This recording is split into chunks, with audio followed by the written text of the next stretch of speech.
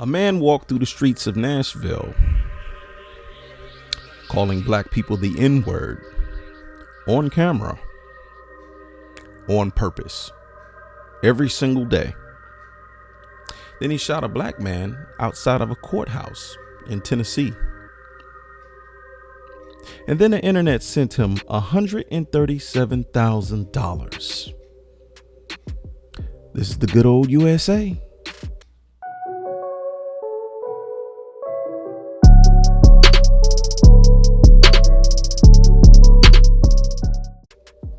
Welcome back to the channel, and if you're new here, welcome for the first time. Make sure to like, comment, and subscribe only if you like the content. Today's topic is about the capitalistic nature of racism, or one of the many versions of it. Let's talk about it.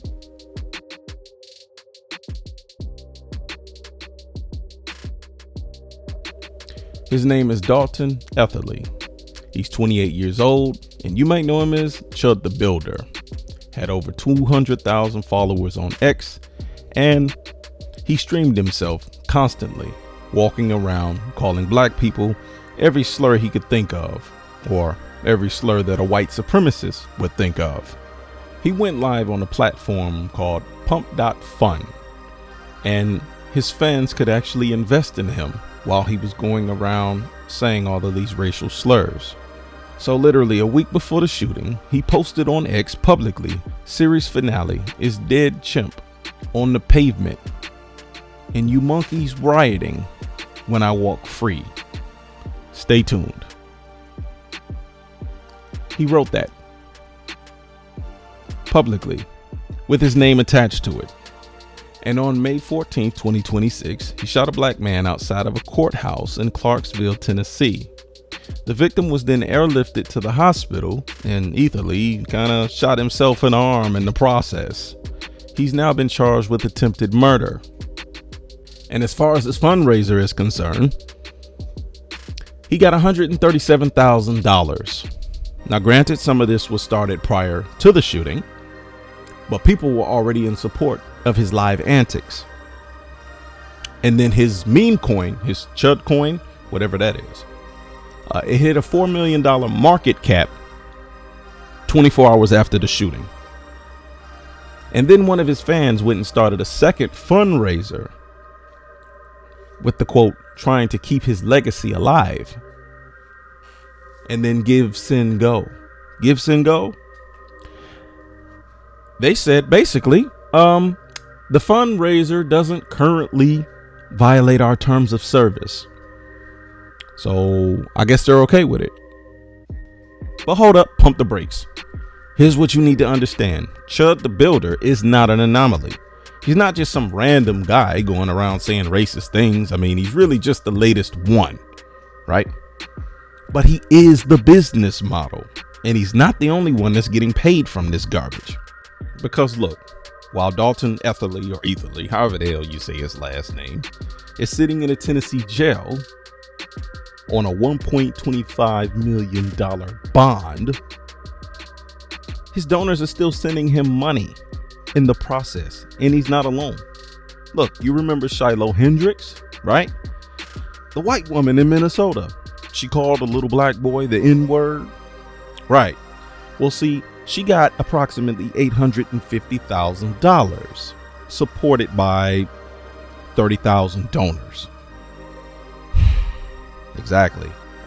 Who's the next one? Remember Danielle Penny, right? Danielle Penny choked a black man on the New York subway. $3.3 million. $3.3 million. Kyle Rittenhouse. We all know Kyle Rittenhouse, right? We all know Kyle. Yeah. Shot two people in Wisconsin at a Black Lives Matter protest. He got $585,000. This racism thing, it's still out here, it's still prevalent. And they'll tell you it doesn't exist. I get a lot of comments here on YouTube constantly that sit here and tell me that I'm crazy and I'm losing my mind and that I'm the racist. They call me the racist for pointing out racism. Since when did the person pointing out racism become the racist? It boggles the mind. I know you guys are trolling. The only reason I'm addressing it is because it actually fits in line with what exactly that I'm talking about. You see, on one hand, you try to have it both ways. You try to say racism doesn't exist, but then you call me the racist for pointing out racism. So which one is it? You can't have it both ways, dumbasses. But see, right now I'm going to break this down. I'm going to break it down and show you exactly how the system works, who's funding it, and how the platforms are designed to protect it, right? And why calling it a free speech issue is the biggest scam of all. Let's get into it. As I begin to further make these cases, Chud the Builder was case number one. I already explained it in the beginning of the video. They gave him $137,000. His meme coin grossed over $4 million. And then his fans, his sycophants, started a second fundraiser account to keep his legacy alive. And the platform in which they were giving money said it didn't violate the terms of service. So that's case number one. Let's move on to case number two. Shiloh Hendricks, Rochester, Minnesota, May 2025. She walked up to a 5-year-old boy, a 5-year-old autistic black child at a public park, and she called him the N-word on video. There were witnesses. The whole thing was recorded. She was charged with a misdemeanor for calling a 5-year-old child a racial slur to his face. She raised $850,000 in days from over 30,000 donors. And when the investigators looked at the donor list, the names people signed with, they found racial slurs, Nazi symbols, white power slogans. So it wasn't just people feeling sorry for her. This was a coordinated show of force. The ADL flagged it as a white supremacist organizing event disguised as a fundraiser. $850,000 for calling a 5-year-old the N-word. I don't understand it. I genuinely do not understand it. Case 3, Daniel Penny, New York City, May 2023. Jordan Neely was a black man, unhoused. He was on a subway car. He was having a mental health episode. He was not armed. He was not attacking anyone. Daniel Penny put him in a chokehold and held it for 6 minutes. Jordan Neely died on that subway floor in front of witnesses on video. Penny was initially charged with manslaughter. He was ultimately acquitted. His legal defense fund raised $3.3 million on Give, Send, Go. $3.3 million. That is the largest adjacent crowdfunding campaign on record. And the people donating weren't quiet about why. The comment sections were full of people celebrating, not sympathizing, celebrating. The message that's sent to the country, crystal clear. You can kill a black man on a subway, in public, on camera, and walk away with $3.3 million and a not guilty verdict. That's the system working. That's not a failure. That's the design. Case 4, Kyle Rittenhouse, Kenosha, Wisconsin, August 2020. He was 17 years old. He drove across state lines with an AR-15. He showed up to a Black Lives Matter protest. He shot and killed 2 people and wounded a 3rd. He was charged with homicide. He was acquitted on all counts. While he was awaiting trial before the verdict, a group called Friends of Kyle Rittenhouse out of Atlanta raised $585,000 for his legal defense on Give, Send, Go. After the acquittal, he went on a media tour. He got a standing ovation at CPAC. He became a conservative celebrity. And the people who funded that, $585,000 worth of them, they knew exactly what they were investing in. December 2025, Green Bay, Wisconsin. A Cinnabon employee, people online called her Crystal, went on a racist tirade against a Somali American couple and their child in the store in front of other customers on video. She was fired within 24 hours. Give, Send, Go had a fundraiser for her up within the same 24 hours. She raised $149,000 $149,000. For getting fired from Cinnabon for being racist to a family with a child. And man, look, I want you to think about that, because that $149,000 is a message, not to her, to every other person working a customer service job who's been holding it in. If you let it out, we will take care of you. That's what the money says. So look, let's add this up, because I really want you to see the number. So Chud the Builder, currently at $137,000 by the time of this recording. Shiloh Hendricks, $850,000. Daniel Penny, $3.3 million. Kyle Rittenhouse, $585,000. And Cinnabon Crystal, $149,000. That's over $5 million right there with just those 5 names alone. Now think about it. Just those 5 examples. This is what the message that the country is sending to every person of color. They want everything to go back to their version of normal.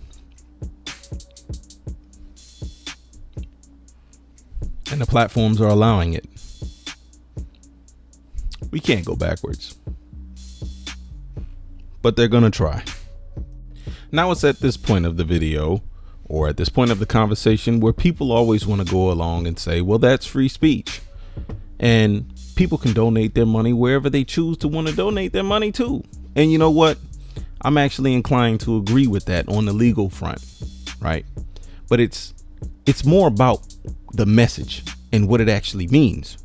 You see, what does it mean as a country when we're donating money to those causes?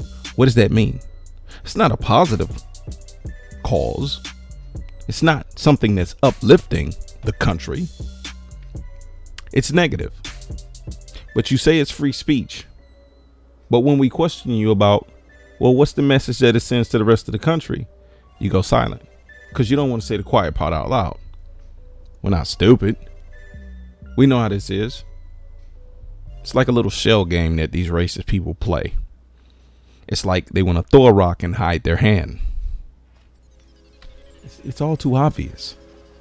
You can't deny the facts. You can't deny the history, no matter how much you try to burn the books and you try to rewrite things to make it not seem like it's so bad. The history is the history. And we make history every day. In the interest of time saving on this particular video, because I have a lot of facts and more statistics that I could throw at you to further prove my point. But I have a feeling that no matter how many stats that I throw at people's way who don't agree with the sentiment or agree with my messaging, it's not going to matter. It's not going to shake whatever it is that they already believe, even if what they believe in is completely ignorant. So I can throw all the stats, all the numbers, I can give you all the arguments to how wrong this is, and literally pinpoint to show you that racism still exists.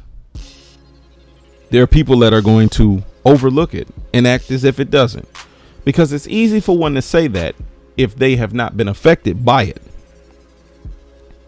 You see, it's like this weird conundrum that they play. They never want to acknowledge the problem, and they never want to be called a thing, but will turn it around and flip it and call you a thing for pointing out what it actually is. So calling a person racist because you see racism in society, well, they try to call you racist first. And then when you hit them with the facts and point it out to them, well, they come up with all these crazy lies. They come up with all these fantasy things. You know, racism's over. We had a black president. This is a post-racial society. You know, the same type of attitude that the current Supreme Court has, which is why they're trying to strike down all the laws that made it somewhat fairer for people of color, mainly black people in this country. So this is why people who lean left, if you want to call yourself liberal, you want to call yourself a Democrat, I don't call myself any of those things. I just know I lean left. You cannot listen to these people. They're disingenuous. They're dishonest people. You're better off having a conversation with your dog or your cat or your bird if you own any pets. Or if you don't own pets, you're better off talking to a wall at this point than to sit here and try to convince a person who refuses to believe in facts or common sense that your point is valid. Because again, they're operating off blind faith and pure ignorance. So let's not waste our time. So if you like today's topic, if you like what I'm doing here at this channel, make sure you like, comment, and subscribe only if you like the content. And the way that we get past these things, the way that we get past these issues is really by simply coming together, having those numbers to be able to overcome everything that they're trying to throw at us negatively to keep us from progressing. Because when we have the numbers, we're stronger together.